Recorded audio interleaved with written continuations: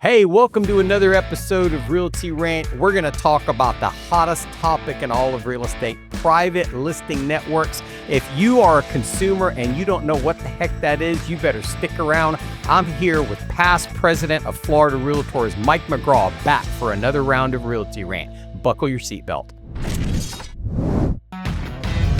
This is the Realty Rant with Vincent Arcuri. No fluff, no sugarcoating, no holding back. After decades in real estate, Vincent has seen it all. Tune in as he cuts through the noise to share the trends, tactics, and truths you won't hear anywhere else. The show starts now.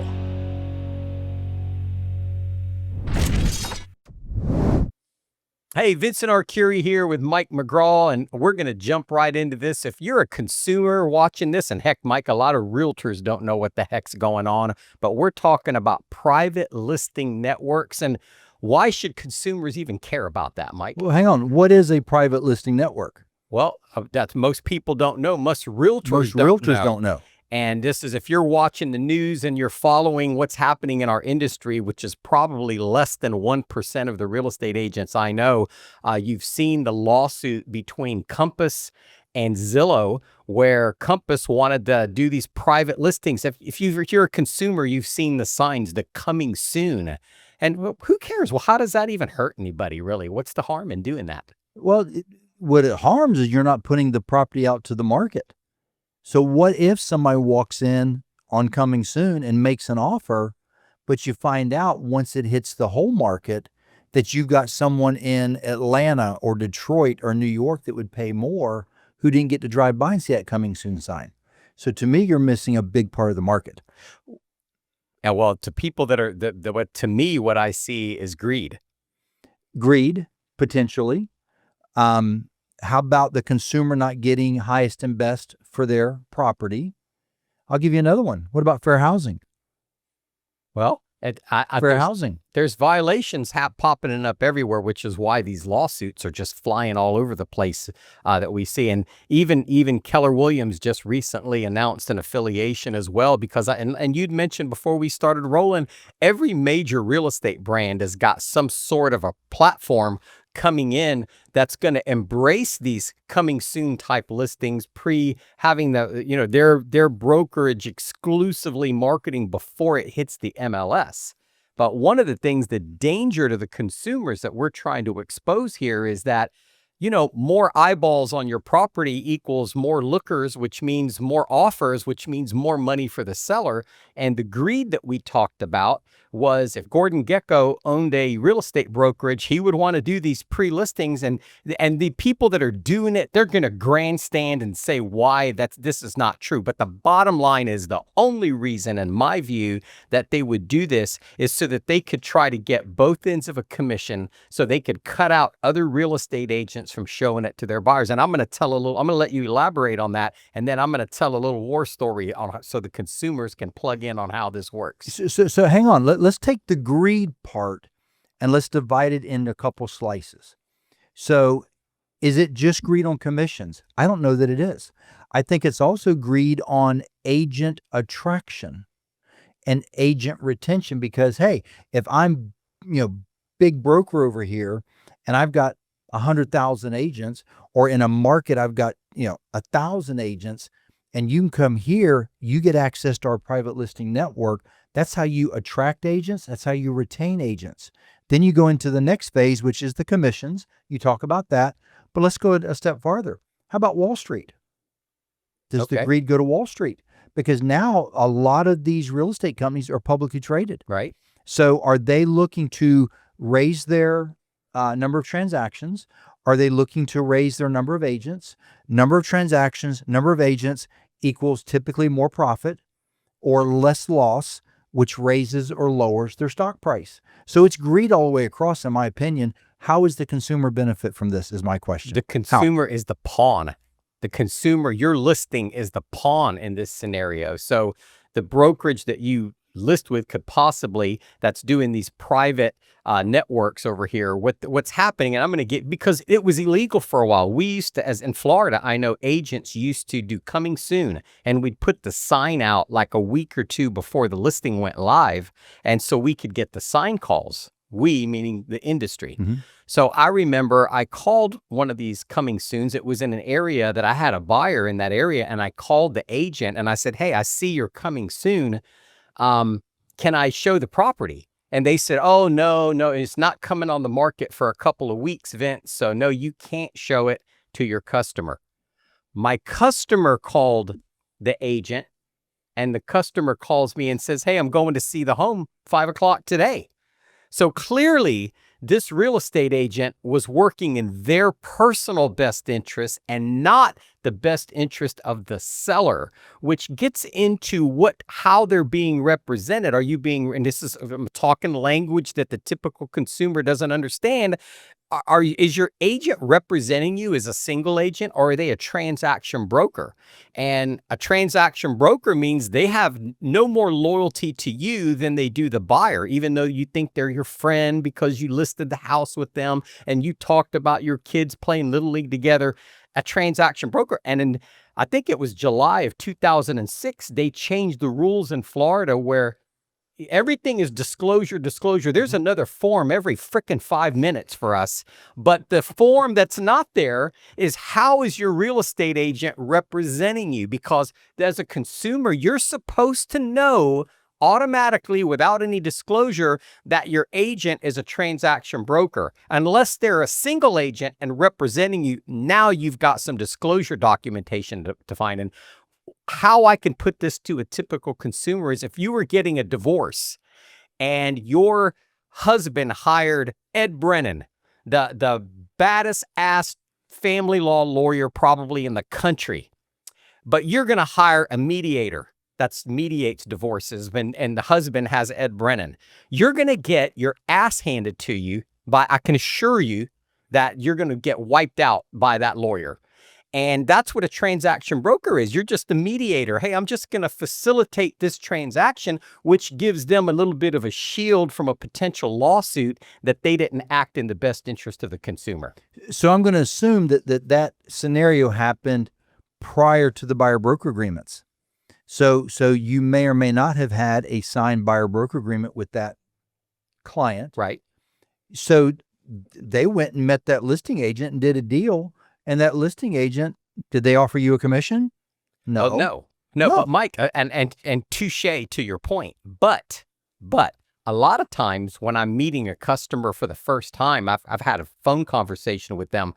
And a lot of us are guilty of this, where we show up at the home with that buyer broker agreement, and we're in the driveway and we have them sign that buyer broker agreement right there on the spot before we walk in the house. Mm-hmm. So that's the gotcha, so I talk to my buyer, but then the buyer ends up getting sucked into that and shows up with the other agent, and now boom, they're under contract. And I'm the one that drove by and saw the house, the coming soon listing. Yep. And there again, how does it help the consumer? That's the bottom line. Did the consumer get adequate representation? Did the seller truly facilitate the transaction as a mediator, or did the agent, or did the agent lean toward the seller side? I don't know. Well, this, to register for a consumer that's watching this program, and I know you're a car guy. Mm-hmm. So yep. I like to put this into perspective, and we had talked earlier about if you're a Corvette guy. I know you have classic Corvettes, and but when the new Corvette body style came out, the C8, there was high demand. Yep. And if there was a private listing network, and that dealer didn't put that out to the masses, just say they kind of just told their friends about it, and they talk about just that analogy and how that would impact the value of that car, and how it did impact the value of those cars when they came out. And because more times than not, I would guess that dealer would, hey, Vince, you bought 3 Corvettes from ABC Chevrolet. We're going to give you a better price. Now that's his choice, because that dealer owns that inventory. As agents, we don't own the inventory. We don't own any inventory. So we are obligated to get the highest and best for that consumer, for that home. To me, the difference in the car scenario is the dealer owns the inventory. He can choose to sell it for less. We can't do that, because our job is to get highest and best for that seller, right, who's the consumer. And that's where when you stop and look at all this, this is where the multiple listing service is huge. It's a benefit. It works. It drives the market to fairness. Well, here's what I want to give that analogy is even farther is that let's say that you are the car dealer, and let's put that time side by side with the automotive industry and the housing industry, which they're not related, but let's just say I own the dealership and I'm going to have a private party and just tell my past Corvette buyers about this new C8 that came in, the new body style Corvette. It's the hottest car in the world right now at the time when they released it. And everybody wanted it. People were paying over sticker. So if the dealers, what they didn't do is release it in their private listing network where the car had a sticker price of $70,000. And so they sold the car for $70,000. Hey, we got full sticker price. That's not what they did.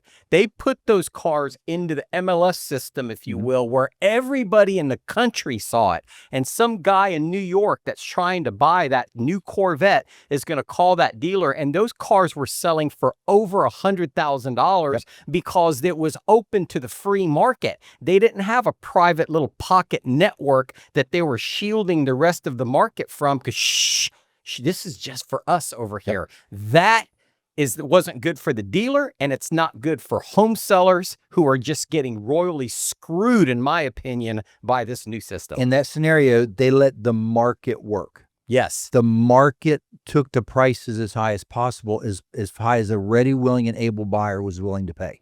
I don't care if the market's good, bad, or whatever. The more people, you always need to have more eyes on that property, because if the market is great, you're creating a bidding war scenario like we just described with the Corvette.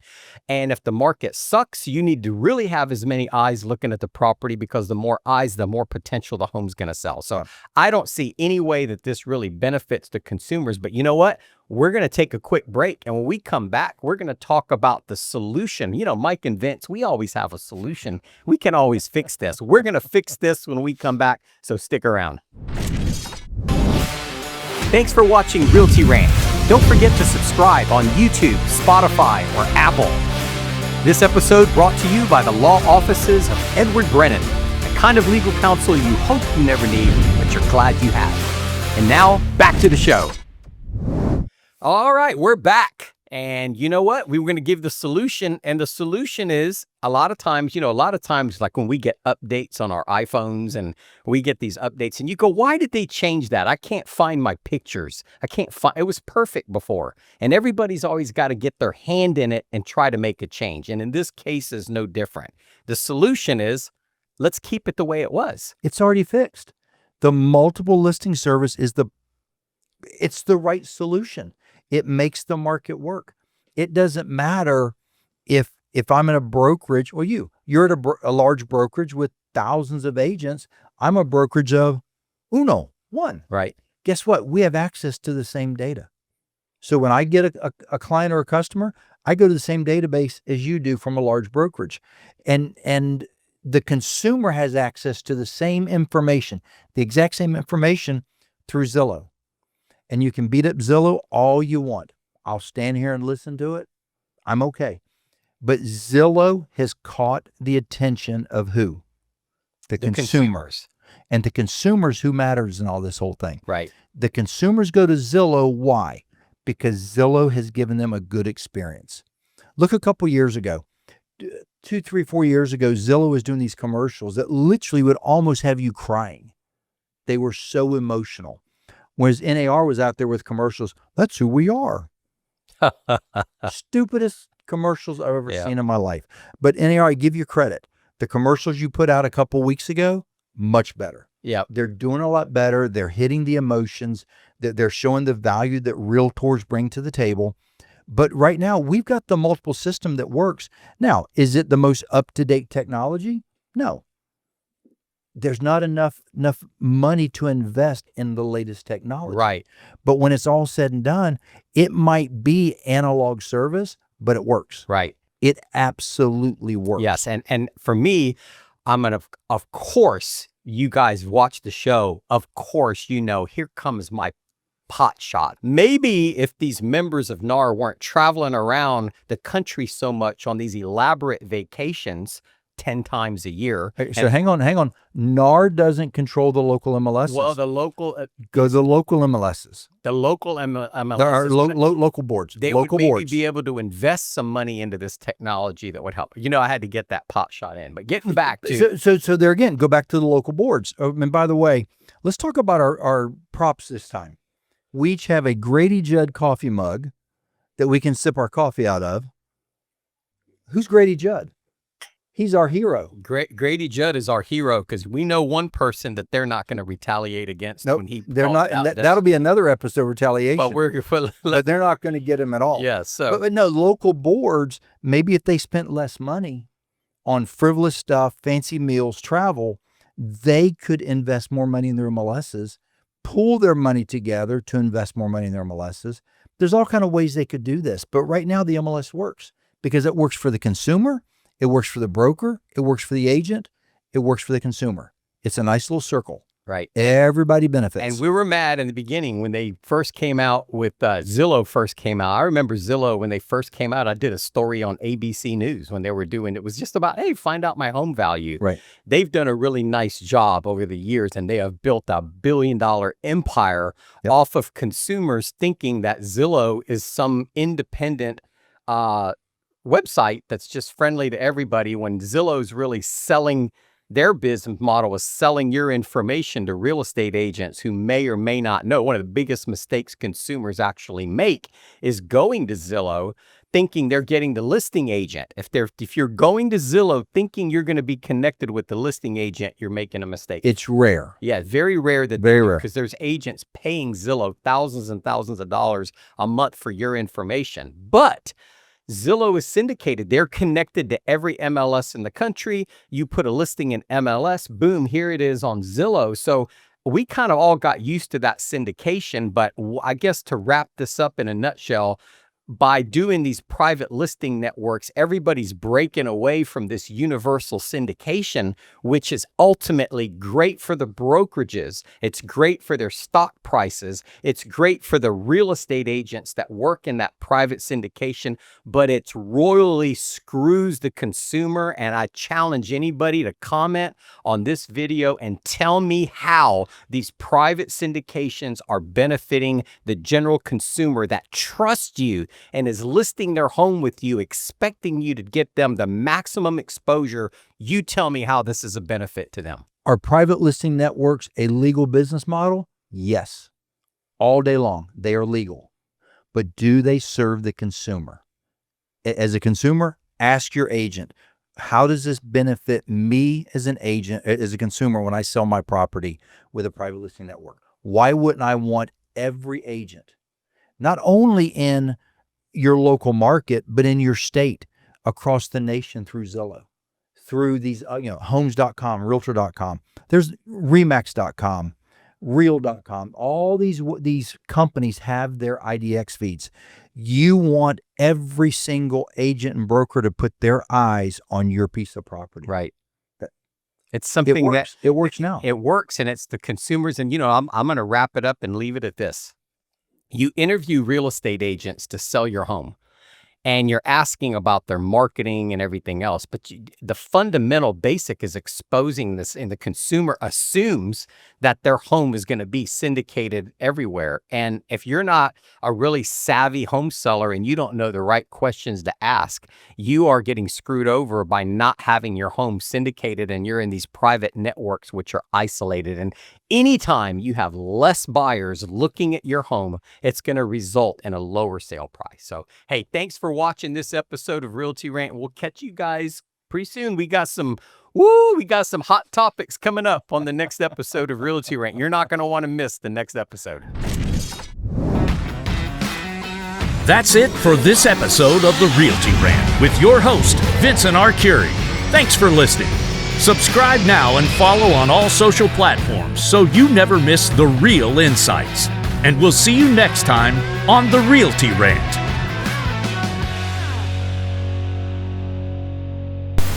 The Realty Rant is for informational and entertainment purposes only.